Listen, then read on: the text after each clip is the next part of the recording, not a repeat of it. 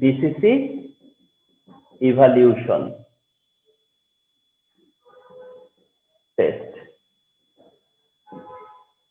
তো যার সিলেবাস একটা পার্ট হচ্ছে qualitative chemistry.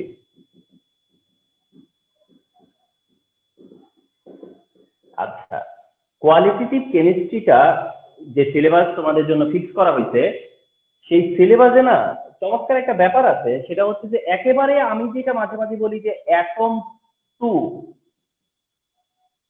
Flame test,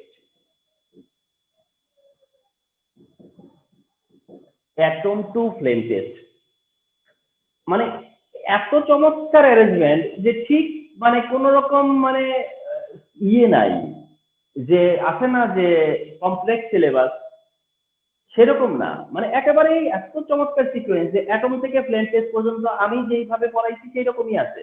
atom থেকে ফ্লেম টেস্ট, তাহলে অ্যাটম থেকে ফ্লেম টেস্ট পর্যন্ত তোমাকে একটা জার্নি করতে হবে, অ্যাটম থেকে ফ্লেম টেস্টের জন্য একটা জার্নি করতে হবে। আচ্ছা, তো অ্যাটম টু ফ্লেম টেস্টে যদি আসি, তাহলে একেবারেই তোমরা এখন প্র্যাকটিস করে নিচ্ছ, একেবারেই প্র্যাকটিস করে নিচ্ছ যে দ্য মোস্ট কমন এমসিকিউটা কি, মানে এগুলা বলার কোনো বাকি থাকে না। আসলে এত চমৎকার কিছু জিনিস এখানে আছে। সেটা হচ্ছে যে অ্যাটম টু ফ্লেম টেস্টে গেলে তোমাকে প্রথম এমসিকিউর জন্য ফেস করতে হবে সাব অ্যাটমিক পার্টিকেল। তোমার প্রথম পার্ট অফ এমসিকিউ হচ্ছে গিয়ে সাব অ্যাটমিক পার্টিকেল, অর্থাৎ সাব অ্যাটমিক পার্টিকেল থেকে এমসিকিউ যদি আসে তাহলে কি এমসিকিউ হতে পারে, এটা একবার থিঙ্ক করো শুধু তুমি, যে সাব অ্যাটমিক পার্টিকেল থেকে কি এমসিকিউ হতে পারে, কোন এমসিকিউটা হতে পারে সাব অ্যাটমিক পার্টিকেল থেকে। তাহলে তোমাদেরকে বলি যে একেবারে মাইনর কিছু না বলি, তো ফার্স্টে আসো যে পার্মানেন্ট ফান্ডামেন্টাল পার্টিকেল নিয়ে কি হতে পারে। পার্মানেন্টে কি আছে? Electron proton neutron. তো ইলেকট্রন প্রোটন নিউট্রন নিয়ে কি হতে পারে, এইটাও একটা থিঙ্কিং না, যে ইলেকট্রন প্রোটন নিউট্রন নিয়ে এমসিকিউ হবে, তারপরে একটা এমসিকিউ দিতে কি পারে এরকম।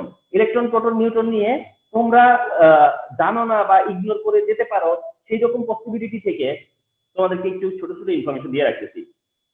সেটা হচ্ছে গিয়া ইলেকট্রনের একটা চার্জ আছে যেটা 4.8 10^10 ESU, অর্থাৎ যদি কেউ খুব ভালো করে স্টাডি না করে তাহলে এটা জানা থাকবে না, ঠিক কিনা, যে ইলেকট্রনের চার্জ যে 4.8 10^10 আছে ESU তে। এন্ড এটার ইউনিটটা জেনে রাখো, সিজিএস ইউনিট। তাহলে এমসিকিউটা কি হতে পারে, যে সিজিএস ইউনিটে ইলেকট্রনের চার্জ কত, সিজিএস ইউনিটে ইলেকট্রনের চার্জ কত, 4.8 10^10। তো এটা একটা হতে পারে, আমার একটা কমন সেন্সের কথা বলতেছি। আচ্ছা, ইলেকট্রন নিয়ে গেল, প্রোটন নিয়ে তেমন পসিবিলিটি নাই, নিউট্রন নিয়ে তেমন পসিবিলিটি নাই, আবার আছে। শুধু নিউট্রন সম্পর্কে একটা কথা বলে রাখি, যে নিউট্রন যদি ব্রেক করি আমরা, তাহলে একটা ইলেকট্রন একটা প্রোটন পাওয়া যায়। এটা জেনে রাখা ভালো যে নিউট্রন ব্রেক করলে একটা প্রোটন আর একটা ইলেকট্রন জেনারেট করে। এটা যদি জেনে থাকি তাহলে আমি মনে হয় নিউট্রন পার্টে যেতে পারি। আচ্ছা, আরেকটা হলো গিয়া টেম্পোরারি পার্টিকেল নিয়ে না কোনো কোশ্চেন হওয়ার চান্স নাই, হতে পারে এরপরে যেটা সেটা হচ্ছে কম্পোজিট পার্টিকেল। আচ্ছা, ফোনের অবস্থা ক্লাসই বাড়ে। হ্যালো হ্যালো, জি আজকে পারবেন? আমি তো শুনলাম পারবেন না, আমি কোচিং এ আছি, মানে মানে আমি 1 ঘন্টা আছি, ঠিক 1 ঘন্টা। আচ্ছা, তাহলে আসেন, তাহলে আসেন আসেন। জি, অসুবিধা নেই, জি। আচ্ছা, তো এটা নিউটন নিয়ে জেনে রাখাটা ভালো। আচ্ছা, এবার আসো, একটু তোমাদেরকে কিন্তু পেশেন্ট নিয়ে থাকতে হবে। মনে করবা যে তুমি প্রিপারেশন নিচ্ছ, এটা মনে করো না কেন যে তুমি প্রিপারেশন নিচ্ছ, তো কালকে এক্সাম দিচ্ছ তার প্রিপারেশন নিয়ে তো নিচ্ছ। সিকিউ হইলে রিস্কে যাইতাম না। তো এসো, দেন আসো যে টেম্পোরারি ফান্ডামেন্টাল পার্টিকেল নিয়ে কিছু আছে, দেখলা আমি বললাম যে না তেমন কিছু নাই। এবার আসো কম্পোজিট পার্টিকেলে আছে, 100% আছে কম্পোজিট পার্টিকেল, 100% আছে যে কম্পোজিট পার্টিকেল কোনটা জানতে চাওয়া, আর তা হচ্ছে আলফা পার্টিকেল। কম্পোজিট পার্টিকেল কোনটা সেটা জানতে চাওয়াটা হচ্ছে খুবই কমন, আলফা পার্টিকেল। তাহলে সাবঅ্যাটমিক পার্টিকেল হয়ে এই তিনটা প্লিজ জেনে রাখো, সাবঅ্যাটমিক পার্টিকেলের এন্ডে। স্যার বলো। Sir composite particle sir alpha deuterium না স্যার? হ্যাঁ, আলফা ডিউটেরিয়াম, তবে অপশনে আলফা পার্টিকেল দেয়, ডিউটেরিয়ামটা অপশনে দেয় না। আচ্ছা এবার আসো, সাবঅ্যাটমিক পার্টিকেল থেকে বের হও, বের হইয়া তুমি কোন টপিকে যাবা যেখান থেকে এমসিকিউ আশা করো? Rutherford alpha particle scattering experiment, ঠিক কিনা? চিন্তা করে দেখো যে এখান থেকে কি এমসিকিউ হয়, যে Rutherford alpha particle scattering experiment থেকে কি এমসিকিউ হয়? এমসিকিউ তো কি ধরনের এমসিকিউ হবে? সেক্ষেত্রে ফার্স্ট এমসিকিউটাই হচ্ছে যে আলফা পার্টিকেলটা কি। আলফা পার্টিকেল চিনতে পারাটা একটা এমসিকিউ, এন্ড তোমরা জেনে রাখো আলফা পার্টিকেল হলো helium nucleus. This is the sign of alpha particle, this is the symbol of alpha particle, this is the symbol of alpha particle. Just এটা মেমোরিতে রাখো, আলফা পার্টিকেল নিয়ে কোনো কোশ্চেন হলে অ্যান্সার করতে পারবা। আলফা পার্টিকেল স্ক্যাটারিং এক্সপেরিমেন্টে গেলে alpha পার্টিকেলের কি সেটা অফকোর্স জানা থাকতে লাগবে। Alpha particle, positive particle, dipositive particle, alpha particle helium nucleus, এইসব জানা থাকাটা alpha particle, remember. and not only that, যে এটা ডিসিসির জন্য করা, এটা রেকর্ডও হচ্ছে, and I am sure যে এটা আদারদেরকেও হেল্প করবে, কারণ অনেকেরই এই এরিয়াগুলোতে এখন কোশ্চেন হচ্ছে। স্পেশালি আমি জানি এনডিসি তে সামনে পরীক্ষা আছে, তাও এই পার্টের উপরে।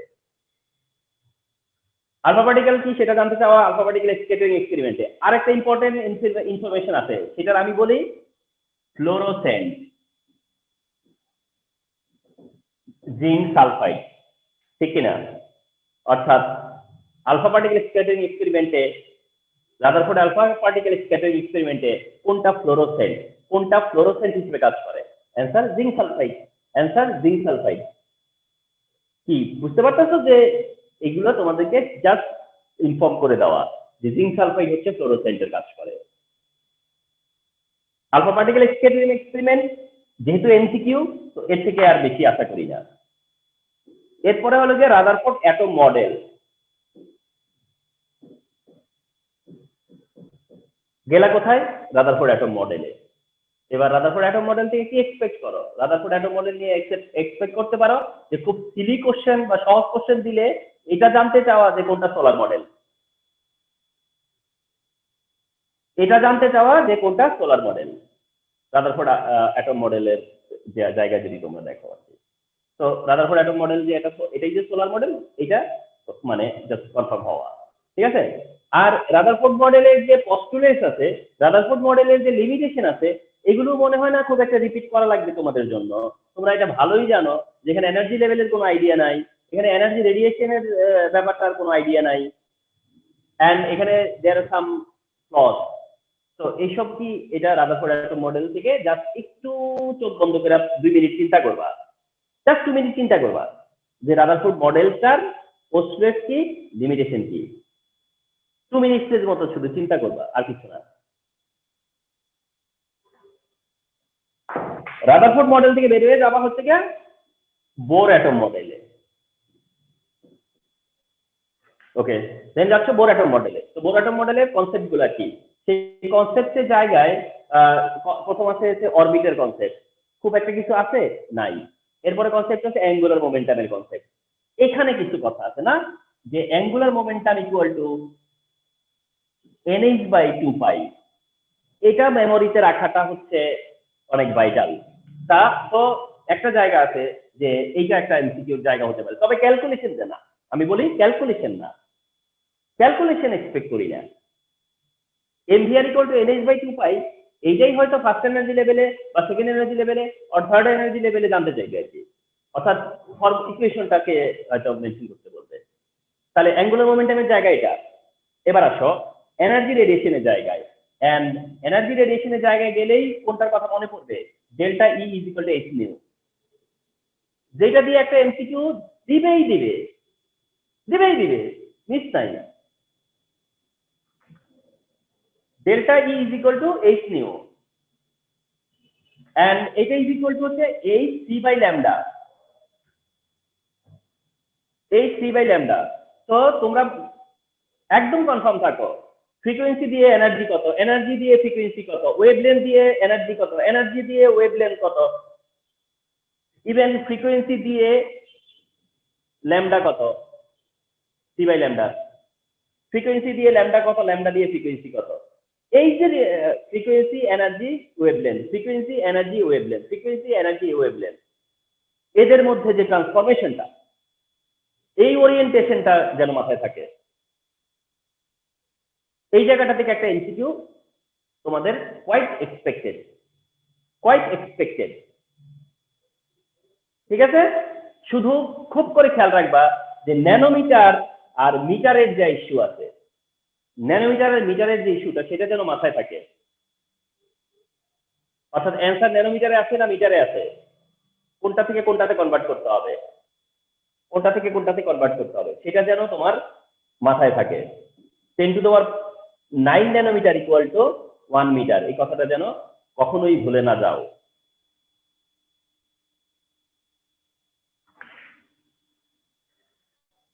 বোর মডেলের আন্ডারেই পড়ে এটা, এটা বোর মডেলের আন্ডারেই পড়ে, রিমেম্বার।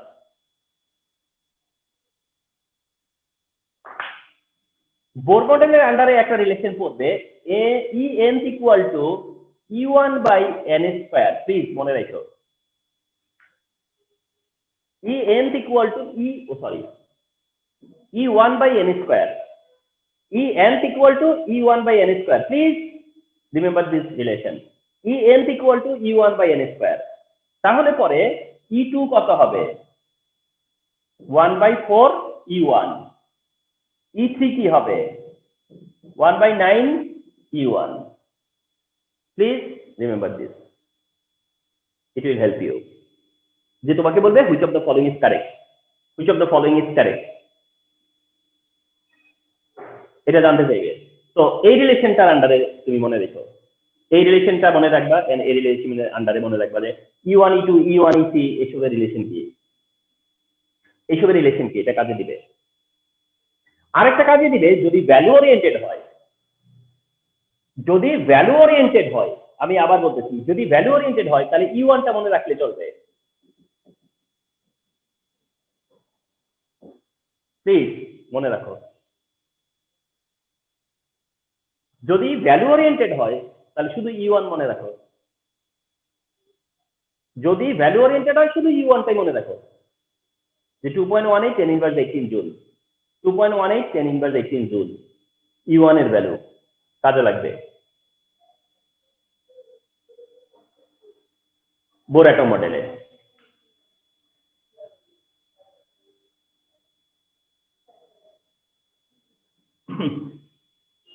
বোর অ্যাটম মডেলে তোমার যে লিমিটেশন আছে, সেই লিমিটেশনের জায়গায় লিমিটেশন হিসেবে একবার চিন্তা করবা, সেটা ঠিক আছে। তো লিমিটেশনের জায়গাটা থেকে তোমরা একটু লুই ডি ব্রিগলি ইকুয়েশনটা কিছু মনে রেখে, শুধু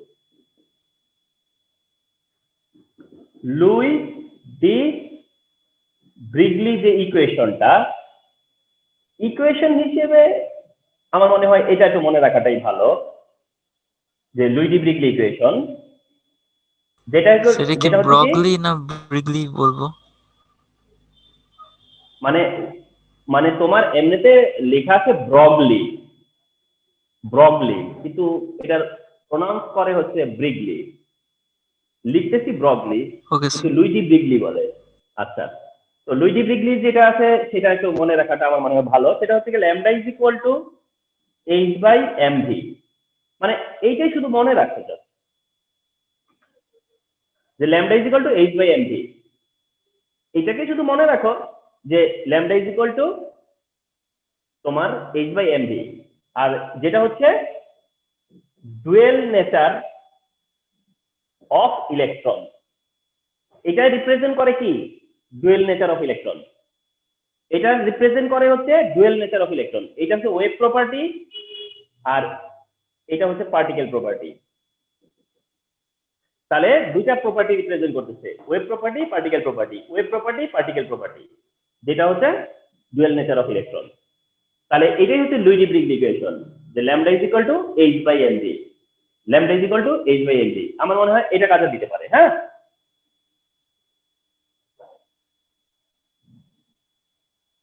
এটা কাজে দিবে।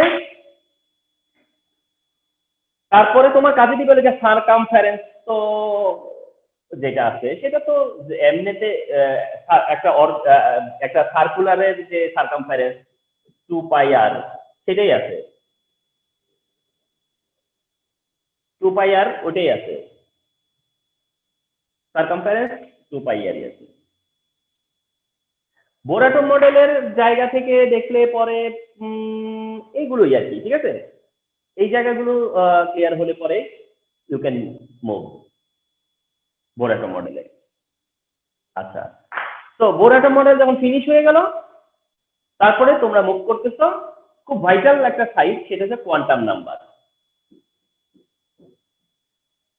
তা হচ্ছে কোয়ান্টাম নাম্বারে, কোয়ান্টাম নাম্বারে তোমরা জানো যে এটা একটা biggest part for MCQ, biggest part. কিন্তু কেমনে চিন্তা করবা কোয়ান্টাম নাম্বার নিয়ে, তুমি কিভাবে থিঙ্ক করবা বা স্টাডিটা কি হবে এমসিকিউর জন্য? তুমি যাবা কিসে? প্রিন্সিপাল কোয়ান্টাম নাম্বারে। তুমি চিন্তা করবা প্রিন্সিপাল কোয়ান্টাম নাম্বার নিয়ে কিছু আছে, দেখলা যে না তেমন কিছু নাই, জাস্ট প্রিন্সিপাল কোয়ান্টাম নাম্বার কি এক্সপ্রেস করে, সাইজ অফ এনার্জি লেভেল, বাস রেখে দেই। Subsidiary quantum number, shape of sub level জানি, কিসের ভ্যালু? এল এর ভ্যালু। তো এল এর ভ্যালু কেমন হতে পারে? আচ্ছা, দেন হচ্ছে গিয়ে magnetic quantum number, orientation of sub level, expression of orientation of sub level, কি দিয়ে ডিনোট করে? এম দিয়ে ডিনোট করে, এম এর ভ্যালু কেমন হতে পারে? গেলাম। দেন স্পিন ক্লকওয়াইজ অ্যান্টি ক্লকওয়াইজ, ডান। কিন্তু ওইভাবে আলাদা আলাদা করে কেমন একটা এমসিকিউ সুযোগ কম। কোয়ান্টাম নাম্বারের যে এমসিকিউ, সেই এমসিকিউ টাইপটা বলে দিচ্ছি। এমসিকিউ টাইপটা হচ্ছে, একটা হচ্ছে যে তোমাকে কোনো একটা ইলেকট্রনের 4 কোয়ান্টাম নাম্বার জানতে চাইবে। যেমন মনে করো 19th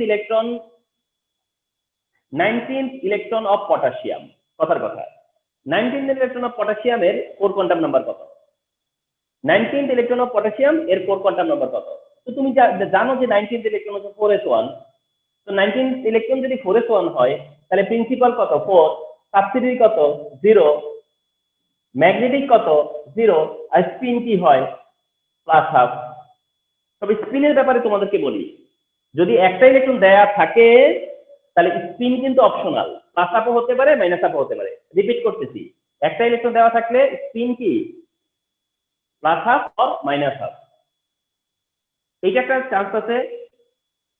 আরেকটা চান্স আছে, তোমরা দেখছো তোমাদের ক্লাসের কথা একটু মনে করে দেখো, আমি এই সেশনটা এমন করাতাম যে কোনটা ভ্যালিড নাকি কোনটা ইনভ্যালিড, তোমাদের যদি মনে পড়ে থাকে যে কোয়ান্টাম সেট কোনটা ভ্যালিড, কোয়ান্টাম সেট কোনটা ইনভ্যালিড, এরকম একটা এমসিকিউ আসার চান্স থাকে যে কোয়ান্টাম সেট কোনটা ভ্যালিড আর কোয়ান্টাম সেট কোনটা ইনভ্যালিড।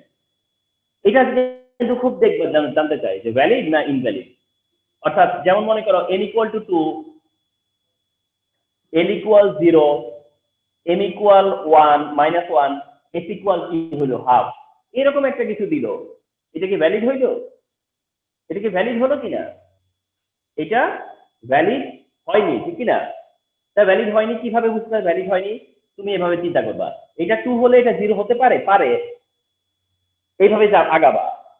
0 হতে কি -1 হতে পারে? তখনই বলবা যে না এটা তো হয় না। এ যদি 0 হয় ওটা -1 কি করে গেল? তার মানে এই জিনিসটা যে ভ্যালিড নাকি ইনভ্যালিড, ভ্যালিড নাকি ইনভ্যালিড, এটা ফাইন্ড আউট করার একমাত্র এমসিকিউ আসতে পারে। দেখবা যে স্যারের কথা কালকে কাজে লেগে গেছে।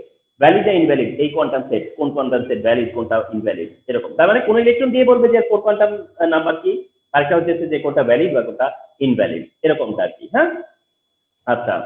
তারপরে কোয়ান্টাম নাম্বারের ইস্যুতে তোমাদেরকে একটা ইনফরমেশন দিয়ে রাখতেছি আমি, প্লিজ নোট করো। তা হচ্ছে এরকম যে একটা হলো নাম্বার অফ অরবিটাল, আর একটা নাম্বার অফ ইলেকট্রন। এটা খুবই কাজে লাগবে। Number of orbital, number of electron, number of orbital, number of electron. একটা হলো গিয়া তোমার অরবিটে অথবা এনার্জি লেভেলে, আরেকটা হলো গিয়া সাব লেভেলে। তার মানে খুব করে এটা কাজে দিবে দেখো। নাম্বার অফ অরবিটাল অরবিটে, নাম্বার অফ অরবিটাল তবে সেটা অরবিটে, তোমরা জানো তার ফর্মুলা কি। নাম্বার অফ অরবিটাল, অরবিটে নাম্বার অফ অরবিটাল কত?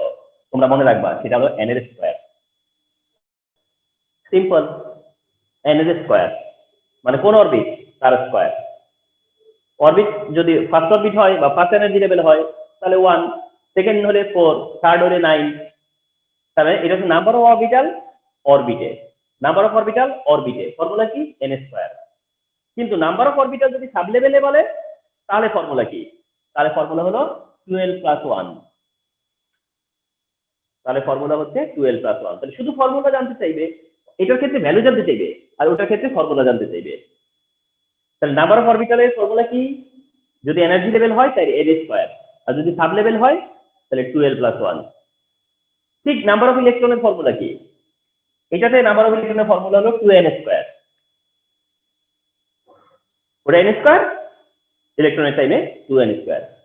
সাব লেভেলের ফর্মুলা কি ইলেকট্রনের? 2 × 12 + 1। দেখছো, 2 × 12 + 1। তার মানে এটা কিন্তু নোট করো। অরবিট অর এনার্জি লেভেল হইলে পরে অরবিটালের ফর্মুলা কি, ইলেকট্রনের সময় কি। অরবিটালের টাইমে n স্কয়ার আর 12 + 1, আর ইলেকট্রনের টাইমে 2n স্কয়ার 2 × 12 + 1। 2 × 12 + 1। তো ক্যান ইউ থিঙ্ক যে কতটা হেল্প হতে পারে এই ব্যাপারগুলো নিয়ে?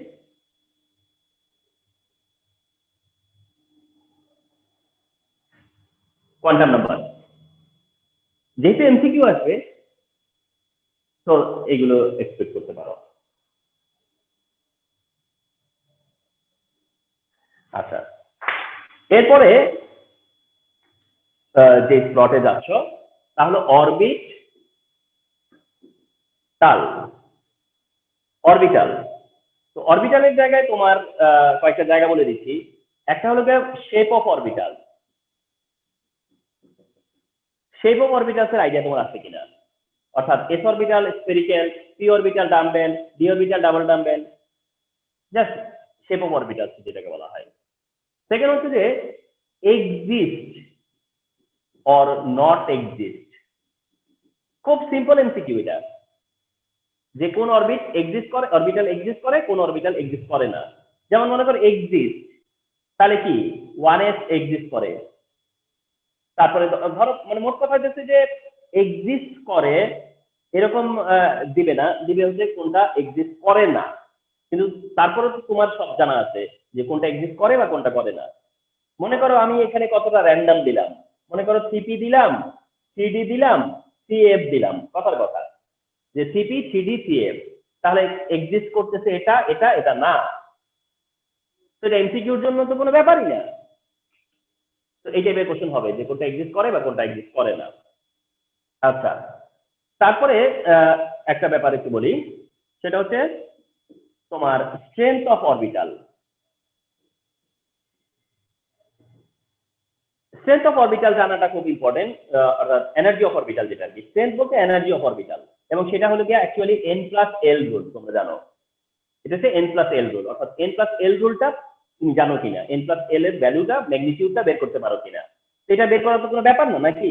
যেমন মনে করো এটার বেলায় কি c+1, এটার সময় কি c+2, আর এটার দিকে এক্সিস্ট করে না, নিলাম না। অর্থাৎ শুধুমাত্র জানা যে এস পি জি এফ হলে 0 1 2 3, এইটুকুই তো নাকি। এস পি ডি এফ হলে 0 1 2 3 এল এর ভ্যালু, এল এর ভ্যালু। তো এইটুকু জানলে পরে যে কোনো n+l এর ভ্যালু জানা সম্ভব, ঠিক না? তো এটা খুব জানা দরকার। এটা জানলে পরে তুমি অর্ডার অফ অরবিটাল বের করতে পারবা। অর্ডার অফ অরবিটাল যেটা, order of orbital, order of orbital বের করা মানে এনার্জি অর্ডার আর কি, যেটা এনার্জি অর্ডার, এনার্জি অর্ডার বের করা এটাও পসিবল। তখন এনার্জি অর্ডার ডিটারমিন করাটাও কি তখন পসিবল। তো অরবিটাল নিয়ে যদি তুমি এক্সপেক্ট করো যে কেমন কোশ্চেন হবে, তাহলে আমি মনে করি এই টাইপের কোশ্চেন হবে। অরবিটালের পরে অরবিটাল পার হয়ে গেল, দেন হচ্ছে পাউলি এক্সক্লুশন প্রিন্সিপাল। চিন্তা করো যে এখান থেকে কিছু আছে কিনা। তো পাউলি এক্সক্লুশন প্রিন্সিপালের কি আছে? তো পাউলি এক্সক্লুশন প্রিন্সিপালের প্রিন্সিপালটাই হচ্ছে কি আছে। অর্থাৎ মনে করো তোমাকে বললো যে no two electrons have same set of 4 quantum numbers, no two electrons have same set of 4 quantum number বলে তোমাকে বললো যে এটা কার রোল বা এটা কি, তখন তুমি অ্যান্সার করলে যে এটা পাউলি এক্সক্লুশন প্রিন্সিপাল। তো এটাই হচ্ছে পাউলি এক্সক্লুশন প্রিন্সিপালের এমসিকিউ, এটাই পাউলি এক্সক্লুশন প্রিন্সিপালের এমসিকিউ। এছাড়া এখান থেকে এমসিকিউ এক্সপেক্ট করি না আমরা। এরপরে আউটবাউ রোল, আউটবাউ রুলে গেলাম। এখান থেকে আউটবাউ রুল থেকে আউটবাউ রুল হিসেবে যেমন তোমার কি ধরনের এমসিকিউ হতে পারে, একটা হচ্ছে যে কারেক্ট অর্ডার, খুবই কমন, অর্থাৎ কোনটা কারেক্ট অর্ডার, আউটবাউ রুল কোনটা ফলো করছে, কোনটা কারেক্ট অর্ডার, কারেক্ট অর্ডার কোনটা। যেমন মনে করো সিএস, সিপি, 4S, সিডি, এটা একটা কারেক্ট অর্ডার, এটা একটা কারেক্ট অর্ডার। তো এটা জানতে চাওয়া হবে যে কারেক্ট অর্ডার কোনটা। আচ্ছা, আর জানতে চাওয়া হবে কি এক্সেপশন, অর্থাৎ ওই যে ক্রোমিয়াম যে ফলো করে না বা কপার যে ফলো করে না, ওই জায়গাগুলো, সেই ছোটবেলার বিষয়, এক্সেপশন হলে পরে আউটবাউ রুল।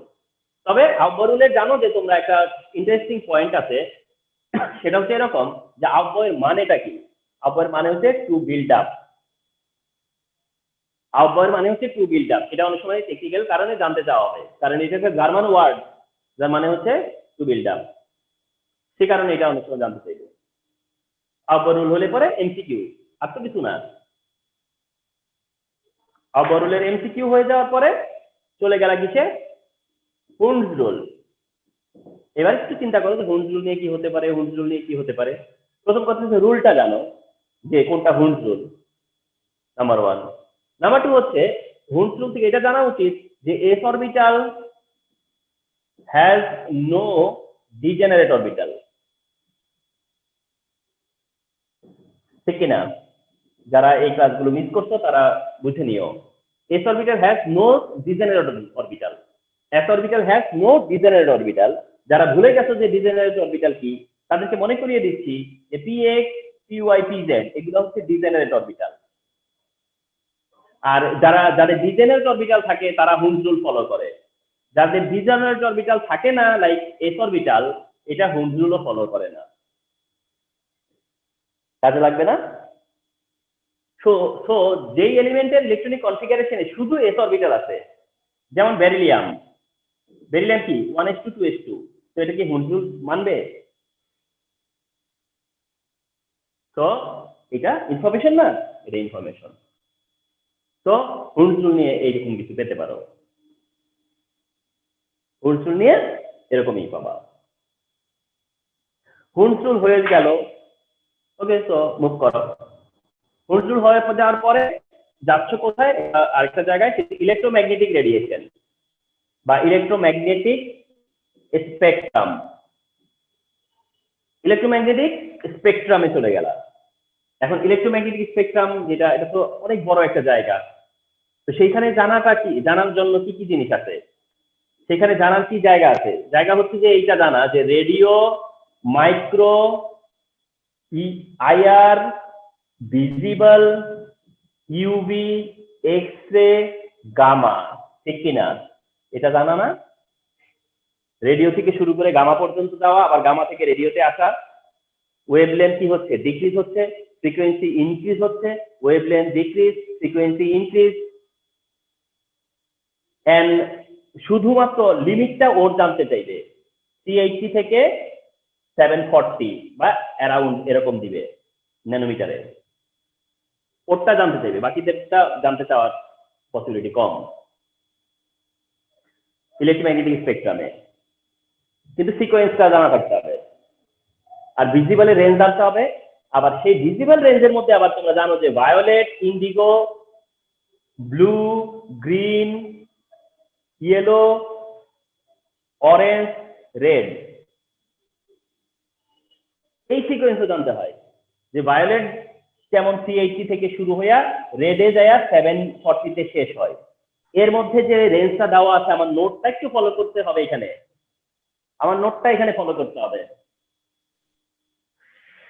আমার নোটটা একটু প্লিজ ইলেকট্রোম্যাগনেটিক স্পেকট্রামে ফলো করা লাগবে। ইলেকট্রোম্যাগনেটিক স্পেকট্রাম আমি শুধু হিন্ট দিয়ে দিচ্ছি, ইলেকট্রোম্যাগনেটিক স্পেকট্রামে যাবা, এই রেডিও থেকে শুরু করে গামা পর্যন্ত সিকোয়েন্সটা মনে রাখবা, ওয়েভলেন্থের ডিক্রিজিং এন্ড ফ্রিকোয়েন্সির ইনক্রিজিং এটা মনে রাখবা, এন্ড ভিজিবলের যে লাইটগুলো আছে তাদের সিকোয়েন্সটা মনে রাখতে হবে, তাদের ওয়েভলেন্থ জানতে হবে। এটা কষ্ট করে মুখস্থ করতেই হবে, না করে থাকলে সেটা তোমার ফেইলার। স্যার এন্ড তো বলো। গামারের পরে কসমিক রে হবে না স্যার? মানে কসমিক তো আলাদা, হ্যাঁ ঠিক আছে, কিন্তু কসমিক রেটা তোমার এটা এই রেডিও থেকে গামা পর্যন্ত আমাদের আর্থের কনসেপ্টে, আর কসমিক তো ইউনিভার্সাল কনসেপ্টে। তো কসমিকটা যদি মেনটেন করে তাহলে কসমিক লোয়েস, কিন্তু কসমিক না থাকলে গামা পর্যন্তই। তো আমরা যেই সাতটার কথা বলবো সেটা হচ্ছে গিয়া গামা পর্যন্তই। এর মধ্যে আবার তোমার ইউজ বলতে এই দুইটার ইউজ নিয়ে কোশ্চেন হবে, আইআর এর ইউজ নিয়ে আর হচ্ছে ইউবির ইউজ নিয়ে। আইআর এর মধ্যে দেখবা যে আমি বলে দিচ্ছি 3 রকম আইআর আছে, এফআইআর, আইআর, এনআইআর। সেটা ফলো করবা যে কি লেখা আছে এফআইআর, আইআর এন্ড এনআইআর দিয়ে। এফআইআর এর একটা ইউজ করতে হবে, আইআর এর ইউজ, এনআইআর এর ইউজ করতে হবে, ওখানে কিছু ইনফরমেশন আছে, ফলো করবা। যেমন এটার কথা যদি বলি, এফআইআর এটা হিউম্যান বডি থেকে কি হয়, এমিশন হয়। তো আইআর এর ওই জায়গাটা দেখতে হবে। ইউবি যেটা তোমরা জানো, যেটাতে ফেক মানি ডিটেক্ট করে বা ফেক পাসপোর্ট ডিটেক্ট করে, তাহলে এটা কি ইনফরমেশন না? আচ্ছা, তাহলে কি হবে, ইউবির ইউজটা আর আইআর এর ইউজটা, ইউজের জায়গায় এটা। হ্যাঁ,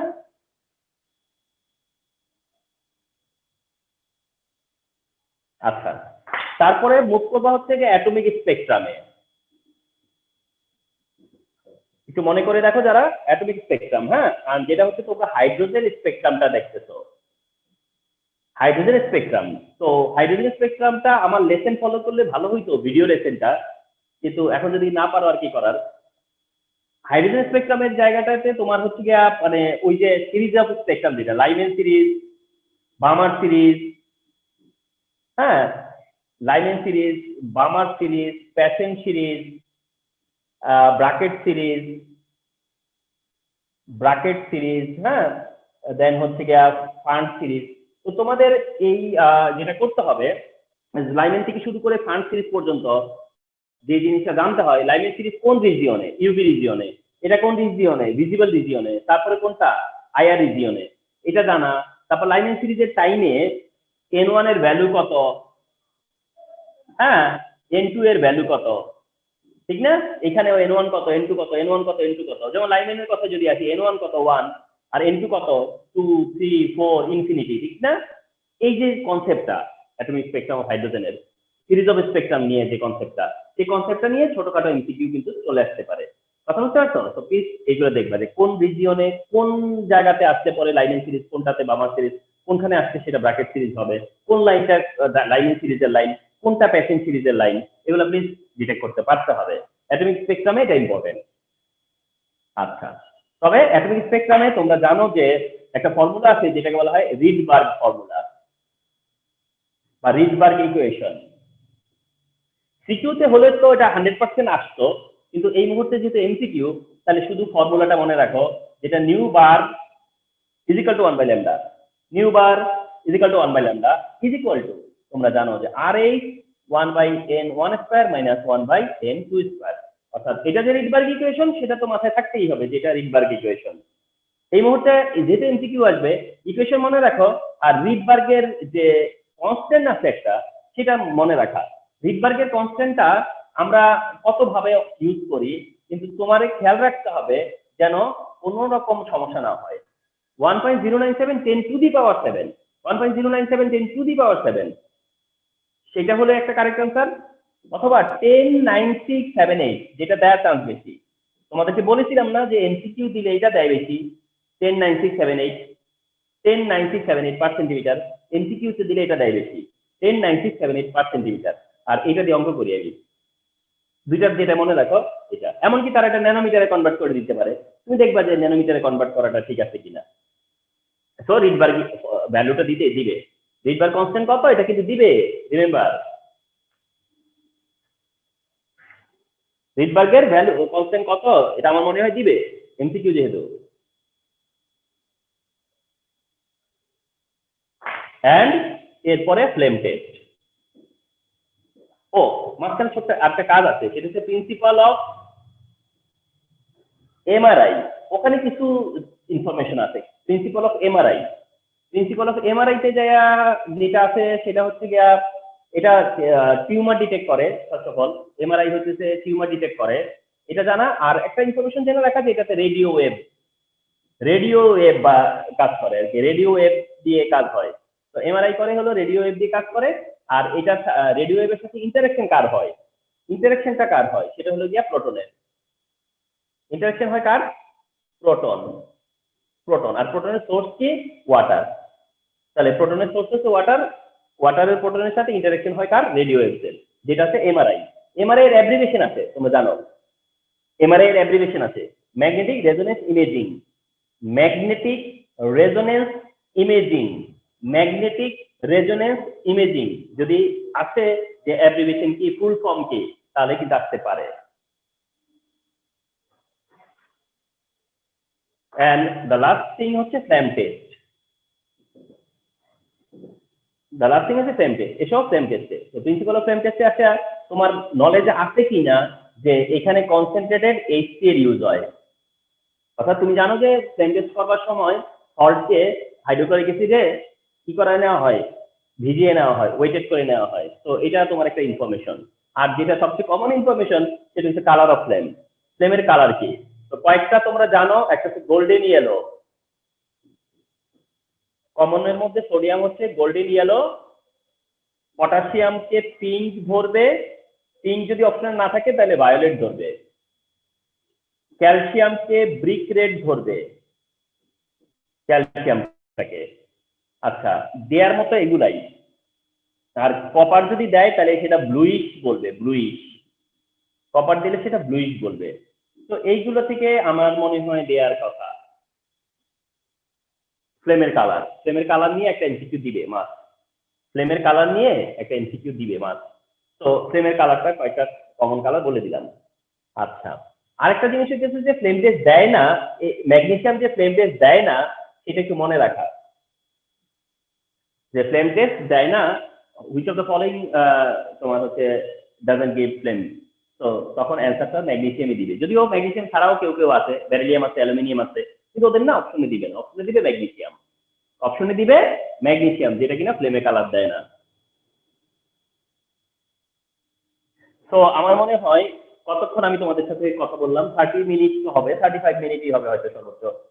তাহলে চিন্তা করো যে আমি টিচার বলে এটা পারছি নাকি একেবারে every inch of your syllabus আমি টাচ করে আসছি, যতটুকু তোমার সিলেবাসে দেওয়া ছিল তোমাদেরকে, এবং যেই সিকোয়েন্সে দেওয়া ছিল আমি বলে গেছি, এন্ড তোমরা সেটা প্রেজেন্ট থেকে শুনছো। ওকে, তো আমি মনে করি যে এটাতে তোমাদের যদি কোনো হেল্প হয় তাহলে হয়তো আমার ভালো লাগবে আর কি। এরপরের পার্টটা হলো চ্যাপ্টার 3 তে পিরিয়ডিক প্রপার্টিজ। আমি দেখলাম যে পিরিয়ডিক প্রপার্টিজ এর পার্টটা আছে, অর্থাৎ ওখানেও দুইটা পার্ট আছে, সেটা হচ্ছে periodic properties and chemical bond. আচ্ছা, আরেকটু ক্লিয়ার করে দিই, কোয়ালিটেটিভ কেমিস্ট্রিতে দুইটা পার্ট আছে, একটা হচ্ছে বিফোর সলিবিলিটি, একটা আফটার সলিবিলিটি। তোমরা জানো যে বিফোর সলিবিলিটি, আফটার সলিবিলিটি। তো সিলেবাসে কতটুকু ছিল? বিফোর সলিবিলিটি পর্যন্ত। আচ্ছা, ঠিক এই চ্যাপ্টারটাতে এসে পিরিয়ডিক প্রপার্টিজটা আছে, কেমিক্যাল বন্ড পার্ট নাই। তো পিরিয়ডিক প্রপার্টিজ থেকে অনেক অনেক অনেক অনেক এমসিকিউ হতে পারে।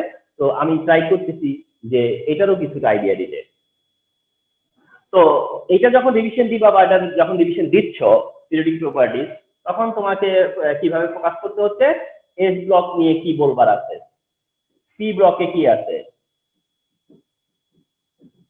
ডি ব্লকে কি আছে এমসিকিউ, এন্ড এফ ব্লকে কি আছে এমসিকিউ, এটা একটু জানা। অর্থাৎ এক্ষেত্রে তোমার S block, B block, D block and F block, এক্ষেত্রে আমি বলি আমার নোটটা ভালো করে ফলো করো, তোমরা এতে হেল্প পাবা। আমি শুধু আইডিয়া দিয়ে দিচ্ছি যে তুমি মেক শিওর করবা যে এস ব্লক থেকে কি এমসিকিউ হতে পারে এস ব্লক নিয়ে। এস ব্লক নিয়ে আসলে জেনারেলি তেমন কিছু না, মানে জিজ্ঞাসা করে, এটা একটা কমন এমসিকিউ, যেমন এস ব্লক এলিমেন্ট কয়টা, সি ব্লক এলিমেন্ট কয়টা, ডি ব্লক এলিমেন্ট কয়টা, এন্ড এফ ব্লক এলিমেন্ট কয়টা। মোটামুটি ধরো এটা একটা কমন এমসিকিউ যে কয়টা এলিমেন্ট আছে এস ব্লকে, পি ব্লকে, ডি ব্লকে, এফ ব্লকে, ফার্স্ট অফ অল এটা। হ্যাঁ, আচ্ছা, সেই হিসেবে এটা তো একটা কমন এমসিকিউ থাকতেছেই। এস ব্লকের উপরে তেমন কাজ হবে না। সি ব্লকে এসে এখানে কিছু কিছু জিনিস আছে, অনেক কিছু ধরবার আছে। পি ব্লকে চাইলে অনেক কোশ্চেন করবার সময় আছে, সুযোগ আছে তোমার হচ্ছে পি ব্লক এলিমেন্টে যাওয়ার ক্ষেত্রে। যেমন এখানে দেখবে যে পি ব্লক এলিমেন্টে না সাব মেটাল আছে। তো তোমাদেরকে কয়েকটা সাব মেটাল জানা থাকার কথা, যে সাব মেটাল কোনগুলা, যেটা আমি একটা কথা দিয়ে বুঝিয়ে দিচ্ছিলাম তোমাদেরকে, যদি তোমাদের মনে থাকে। বলেছিলাম যে জিবিআই আসতেছি, সাবধানে বসেন। হ্যাঁ, এর ভিতরে বলেছিলাম যে সাব মেটাল গুলো আছে। তো এই সাব মেটালের মধ্যে কোনটা কোনো একটা এমসিকিউতে রেখে বলতে পারে যে which of the following is sub metal. তো যেটা পি ব্লকের আন্ডারে, তাহলে এখানে হলো যে সাব মেটালের ইস্যু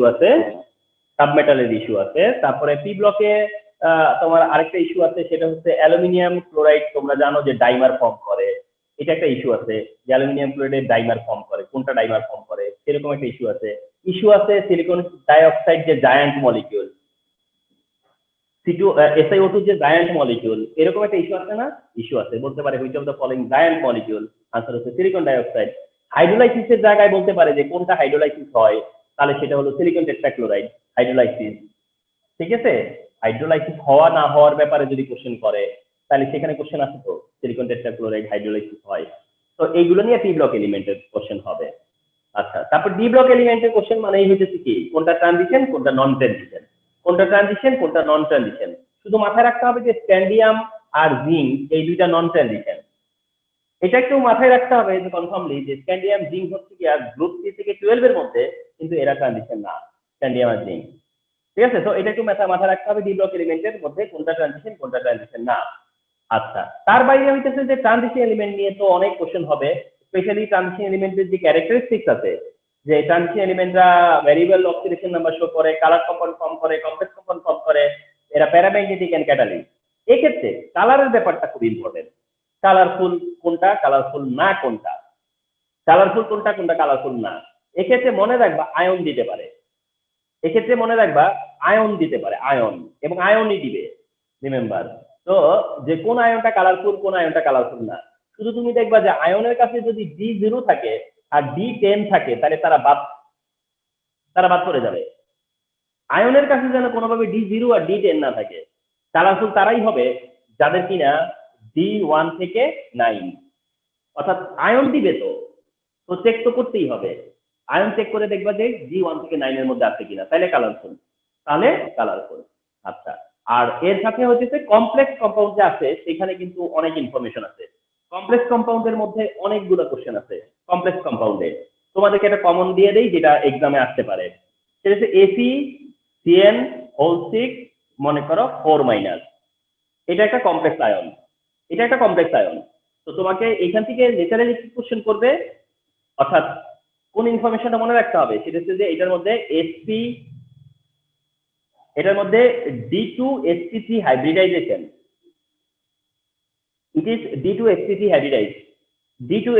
হাইব্রিডাইজ, এটা মনে রাখা। এটা অক্টাহেড্রাল অবশ্যই দিবে। আরেকটা হইতেছে এইটা ডায়াম্যাগনেটিক,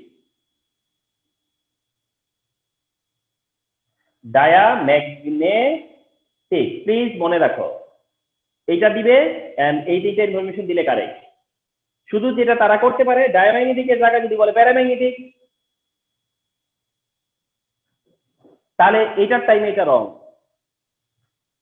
অর্থাৎ এই 4- এর দিকে খেয়াল রাখবা। 4- মানে ফেরাস আয়ন, 4- ফেরাস আয়ন। আমি তো বলতেছি যে আমার সাথে ক্লাস করতেছো, তুমি প্রিপারেশন নিচ্ছ, কালকে এক্সাম তোমার। 4- ফেরাস আয়ন, ফেরাস থাকলে পরে এটা ট্রু, এটাও ট্রু, কিন্তু ফেরাস থাকলে পরে ডায়াম্যাগনেটিক ট্রু, প্যারাম্যাগনেটিক ফলস। কারণ সবকিছু নিয়ে এখন চিন্তা না করে এটা মনে রেখো। আর যদি C- হয়, তাহলে হচ্ছে গিয়া ফেরিক আয়ন, এদিকে C- হলে এদিকে C+। তাহলে তখন কি হবে জানো, এটা কারেক্ট থাকবেই, কিন্তু তখন আবার এটা কারেক্ট হবে, এটা রং হয়ে যাবে। জাস্ট প্লিজ এটা মনে রাখো, আমার মনে হয় এটাই কাজে লাগবে। তাহলে ফেরাস থাকলে এটা কারেক্ট, ফেরিক থাকলেও এটা কারেক্ট, কিন্তু ফেরাস থাকলে ডায়াম্যাগনেটিক, ফেরিক থাকলে প্যারাম্যাগনেটিক,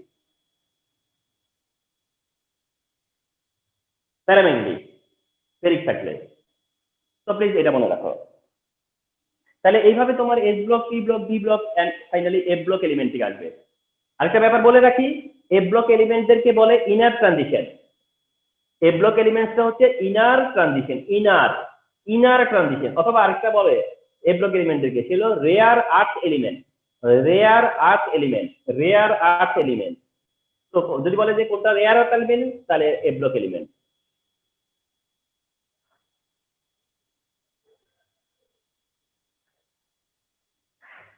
আচ্ছা, এটা যখন হয়ে গেল তখন তুমি চলে যাচ্ছ লিখে পিরিয়ডিক প্রপার্টিতে। চিন্তা করো যে অ্যাটমিক সাইজ নিয়ে কোনো কোশ্চেন হতে পারে কিনা। অ্যাটমিক সাইজ নিয়ে অবশ্য কোশ্চেন হওয়ার পসিবিলিটি একটু কম। কারণ হলো কি, অ্যাটমিক সাইজের চাইতে বেশি কোশ্চেন আছে আয়নিক সাইজ নিয়ে বা আয়নিক রেডিয়াস নিয়ে। আয়নিক রেডিয়াস কোশ্চেন হয় বেশি আয়নিক, এমসিকিউ হলে পরে আয়নিক রেডিয়াস দিয়ে হবে, এমসিকিউ হলে পরে সেটা আয়নিক রেডিয়াস দিয়ে হবে। And please remember my instruction. আমি বলেছিলাম একটা কথা বাংলায় লিখে দিছিলাম যে যত প্লাস তত ছোট আর যত মাইনাস তত বড়। আমি এটা বাংলায় লিখে দিছি, একদম ইজি ক্যালকুলেশন, একেবারে ইজি ক্যালকুলেশন। শুধু দেখবা যে পজিটিভ আয়ন না নেগেটিভ আয়ন। পজিটিভ আয়ন হইলে এটা ছোট, নেগেটিভ আয়ন বড়। আবার পজিটিভ আয়ন তো একটা থাকে এমন না, তাহলে যে যত পজিটিভ সে তত ছোট, যে যত পজিটিভ সে তত ছোট, আর যে যত নেগেটিভ সে তত বড়। দেখবা যে এমসিকিউ চমৎকার অ্যান্সার করে ফেলতে পারতো তুমি এই কথাটা দিয়ে। একটা এমসিকিউ দিবে, একটা এমসিকিউ দিবে দেওয়ার কথা, অ্যাটমিক সাইজ আয়নিক রেডিয়াসের দিকে বের হলা, বের হয়ে চলে গেলা আয়োনাইজেশন এনার্জিতে, আয়োনাইজেশন এনার্জিতে গেলা। এন্ড যেহেতু এমসিকিউ, ঠিক আছে, যেহেতু এটাতে শুধু সিন্স এটাতে এমসিকিউ, এখন আয়োনাইজেশন এনার্জি, অর্থাৎ তোমার মনে আছে কিনা যে বেরিলিয়াম আয়োনাইজেশন এনার্জি বোরনের থেকে বেশি আর নাইট্রোজেন আয়োনাইজেশন এনার্জি অক্সিজেনের থেকে বেশি। তাহলে এই চারটার যদি সিরিয়াল করি তাহলে nitrogen, oxygen, beryllium and boron হবে। জাস্ট মনে রাখো, আর কিছু লাগবে না, জাস্ট এটা মনে রাখো। আয়োনাইজেশন এনার্জি দিয়ে এমসিকিউ আসতে পেরে যাবা।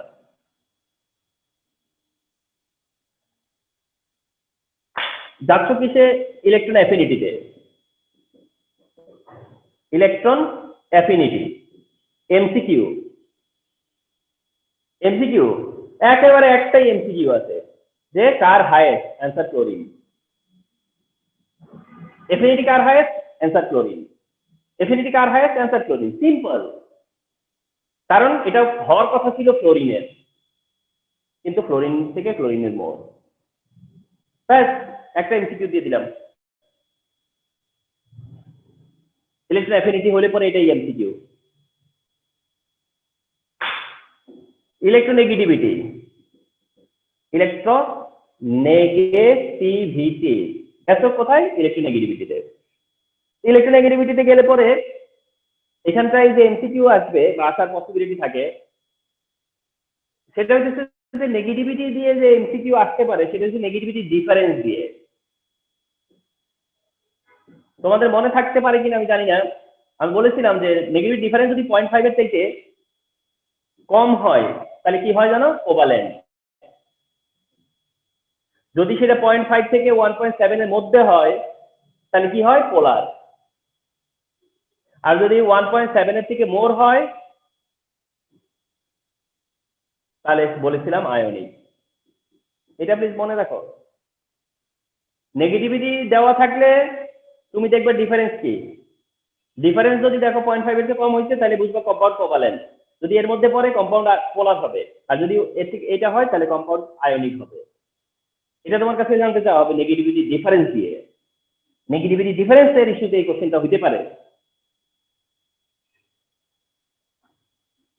নেগেটিভিটি পার হয়ে যাবার, চলে যাওয়া কোথায়? নেগেটিভিটি পার হওয়ার পরে আমরা যাই হচ্ছে গিয়া তোমার মেল্টিং পয়েন্টে। মেল্টিং পয়েন্টে যাই, এন্ড মেল্টিং পয়েন্টের ইস্যুতে শুধু মনে রাখো অ্যালুমিনিয়াম, ম্যাগনেসিয়াম আর সোডিয়াম, এই অর্ডারটা মনে রাখো শুধু। অ্যালুমিনিয়াম, ম্যাগনেসিয়াম আর সোডিয়াম, অ্যালুমিনিয়ামের বেশি দেন ম্যাগনেসিয়াম দেন সোডিয়াম। এটা কারেক্ট অর্ডার, বলতে which of the following correct? এটা কারেক্ট। মেল্টিং পয়েন্ট নিয়ে এখন আর এখানে কিছু হবে না। 6 হচ্ছে কোশ্চেন নেচার অফ অক্সাইড নিয়ে।